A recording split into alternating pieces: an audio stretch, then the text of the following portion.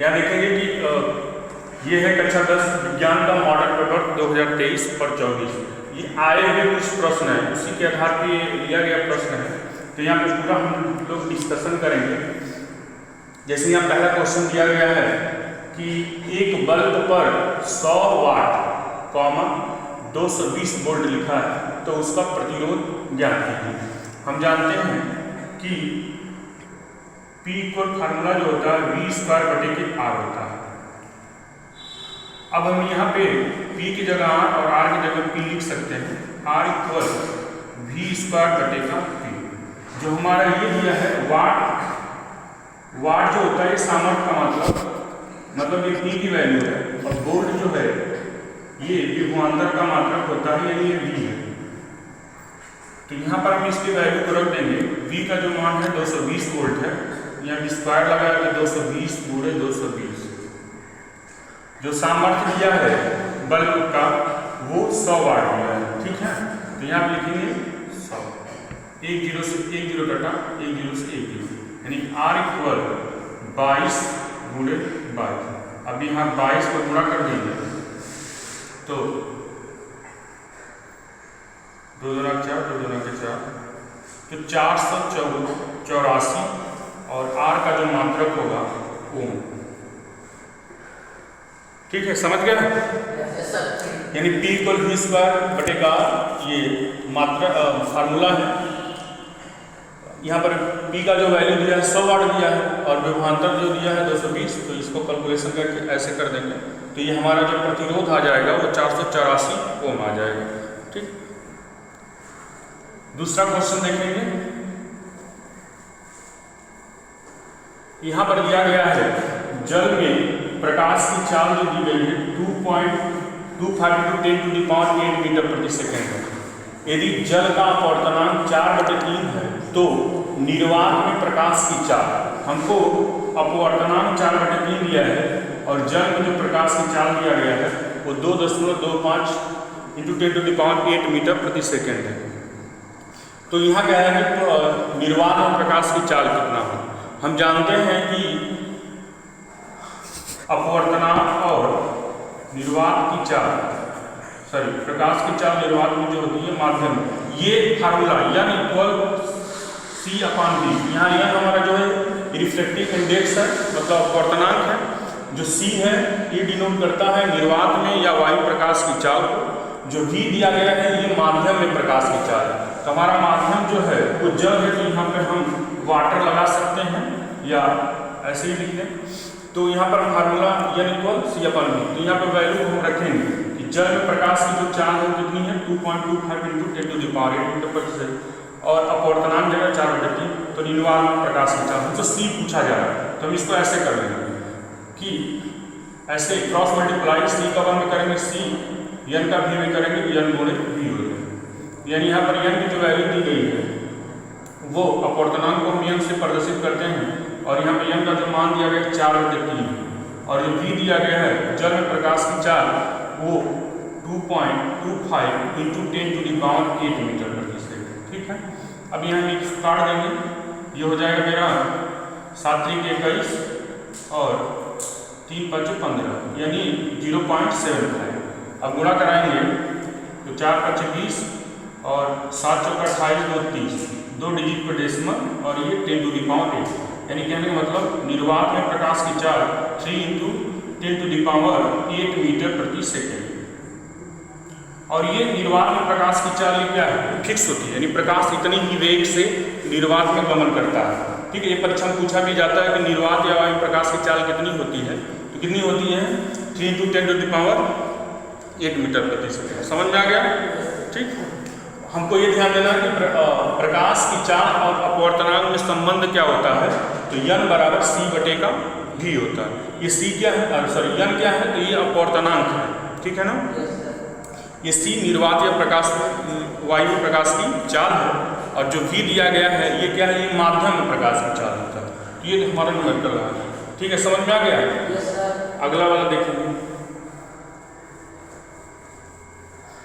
ये दिया गया है प्रकाश का अपवर्तनांक क्या है, या अपवर्तनांक किसे कहते हैं। ये भी क्वेश्चन आया हुआ है कि अपवर्तनांक अपवर्तन क्या है। अपवर्तन किसे कहते हैं? प्रकाश का अपवर्तन। तो देखो परावर्तन जो होता है प्रकाश का, परावर्तन में केवल एक माध्यम होता है, लेकिन अपवर्तन में, प्रकाश के अपवर्तन में कितने माध्यम होते हैं? 2 माध्यम। एक माध्यम से चलकर प्रकाश किरण दूसरे माध्यम में क्या करती है? प्रवेश करती है। तो यहाँ देखेंगे कैसे होता है अपवर्तन। तो यहाँ फिगर के माध्यम से समझेंगे। देखो इसमें होता है 2 बातें, एक ऊपर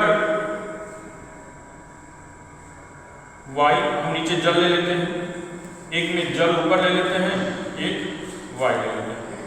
देखो ये हमारा विरल माध्यम है और ये हमारा सघन माध्यम है। ये हमारा सघन हो जाएगा और ये हमारा विरल माध्यम। यानी कहता है कि जब प्रकाश किरण एक माध्यम से चलकर दूसरे माध्यम में प्रवेश करती है, एक माध्यम से चलकर दूसरे माध्यम में प्रवेश करती है, तो या तो अपने अभिलंब की तरफ क्या होती है? झुक जाती है, या तो अभिलंब से दूर हट जाती है। प्रकाश किरण कब अपने अभिलंब की तरफ झुकती है? तो जब हम कहें कि जब कोई प्रकाश विरल माध्यम से सघन माध्यम में जाए तो अभिलंब की तरफ क्या होगा? झुक जाए। देखो जाने का इसका रास्ता ये है, लेकिन माध्यम सघन होने के कारण ये क्या होगा? ये अभिलंब है हमारा, ये अभिलंब है, अभिलंब की तरफ क्या होती है? ये झुक जाती है। ठीक है। यदि प्रकाश किरण सघन माध्यम से विरल माध्यम में जाती है तो ये अभिलंब से क्या होती है? दूर हट जाती है। यानी देखो रास्ता इसका जाने का ये है, लेकिन माध्यम विरल होने के कारण ये क्या होगा? अभिलंब से ये दूर हट जाएगी। ये मेरा अभिलंब है। तो हम इसे कैसे करेंगे? कहेंगे कि जब कोई प्रकाश किरण एक माध्यम से चलकर दूसरे माध्यम में प्रवेश करती है, ठीक है, तो माध्यम से प्रवेश करती है तो या तो अभिलंब की तरफ क्या होगी? झुक जाएगी, या अभिलंब से दूर हट जाएगी। इस क्रिया को प्रकाश का अपवर्तन कहते हैं। बोलो बात समझ में आ गई? और यहाँ पर जो कोण बनेगा ना, आपतन कोण हो जाएगा, इसे हम आई से प्रदर्शित करते हैं। यहाँ पर कोण जो बनेगा अपवर्तन कोण, इसे आर से, यहाँ भी आई अपवर्तन, ठीक है, आपतन कोण सॉरी, और यहाँ पर क्या बनेगा? अपवर्तन कोण, ये आर। ठीक है, बात समझ में आई? आगे देखेंगे। तो ये हो गया प्रकाश का अपवर्तन क्या है, ये समझ में आ गया। अच्छा विरल माध्यम सघन माध्यम को समझ रहे हो? जैसे विरल और सघन क्या है? तो जिसके कण पास पास होते हैं वो सघन हो गया, और जिसके कण दूर दूर हो जाएंगे वो विरल हो गया। जैसे फूले हुई रोड पे दौड़ा दिया जाए तुमको और पानी में दौड़ा दिया जाए तो किस पे ज़्यादा तेज दौड़ोगे? उड़ी हुई रोड पे, क्योंकि वायु के कण दूर दूर होते हैं, वो विरल माध्यम हो गया। लेकिन पानी में दौड़ेंगे, पानी के कण के पास पास है, यानी वो सघन माध्यम हो गया। मान लो तुमको धान के खेत में दौड़ा दें और मैदान में, खुले मैदान में दौड़ा दें तो किस पे ज़्यादा तेज दौड़ोगे? हाँ, क्योंकि धान खेत देखा है तो लोग, हाँ, तो समझ। तो वहाँ पर क्या होगा? माध्यम क्या होंगे? सघन हो जाएंगे, और खुले में माध्यम क्या हो जाएंगे? विरल। तो जिसके बस इतना याद रखना है, तो जिसके कण पास पास होते हैं वो सघन माध्यम कहलाता है, जिसके कण क्या हों? दूर दूर, तो हमारा विरल माध्यम हो जाएगा। यहाँ समझ में आ गया पूरा?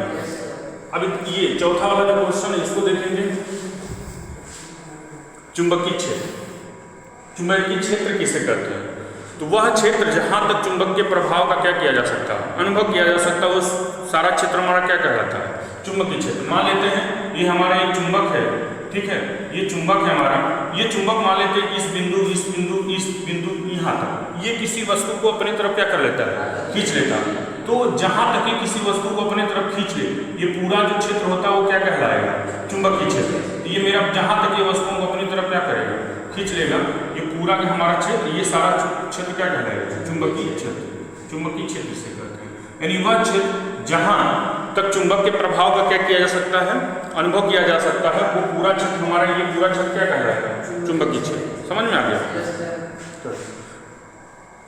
और जब भी चुंबक किसी वस्तु को अपनी ओर आकर्षित करता है, उस रेखा को हम क्या कहते हैं? चुंबकीय बल रेखा कहते हैं। चुंबकीय बल रेखा एक काल्पनिक रेखा होती है, ये तुमको दिखाई देती है? नहीं। मान लो कि चुंबक है ना, लोहा, तो चुंबक लोहे को खींच रहा है, तो बोलो जिस बल से खींचता है उसे चुंबकीय बल रेखा कहते हैं। तो जिस रेखा मतलब वो खींचते हुए दिखाई देता है तुमको? नहीं, कि कैसे खींचा रहा है, ये काल्पनिक रेखा है। ठीक है, जैसे हमारे पृथ्वी का भी एक मैग्नेटिक फील्ड है, तो बोलो ये दिखाई देता है तुमको? नहीं दिखाई देगा, क्योंकि काल्पनिक रेखाएं होती है। ठीक, चलो अगला देखेंगे। एक लास्ट क्वेश्चन है, कह रहा है कि वायु के सापेक्ष किसी द्रव का क्रांतिक कोण 30 डिग्री है। अच्छा, क्रांतिक कोण किसे कहते हैं? कि इसी पे समझेंगे। क्रांतिक कोण क्या होता है हमारा? ये जब कोई प्रकाश किरण किसी सघन माध्यम से विरल माध्यम में जाए ना, तो यहाँ पर जो कोण जो 90 डिग्री का कोण जो बनता है ना, आपतन कोण के विशेष मान के लिए जब अपवर्तन कोण का मान कितना हो जाता है 90 डिग्री होता है, तो इसी को हम क्या कहते हैं, क्रांतिक कोण कहते हैं। बात समझ में आई? ध्यान रखना है क्रांतिक कोण तभी बनेगा जब प्रकाश किरण सघन माध्यम से कहाँ जाएगा, विरल माध्यम। ठीक, तो हम क्रांतिक कोण को किससे प्रदर्शित करते हैं, सी से, यानी सी हमारा कितना दिया है 30 डिग्री। ठीक, यानी सी बराबर 30 डिग्री। तो कह रहा वायु के सापेक्ष द्रव का अपवर्तनांक, यानी वायु के सापेक्ष द्रव लिक्विड का अपवर्तनांक रिफ्रैक्टिव इंडेक्स को गणना करना है। तो यहाँ देखेंगे फार्मूला हमको पता है कि n बराबर क्या होता है 1/sin, या इसी को हम लिखेंगे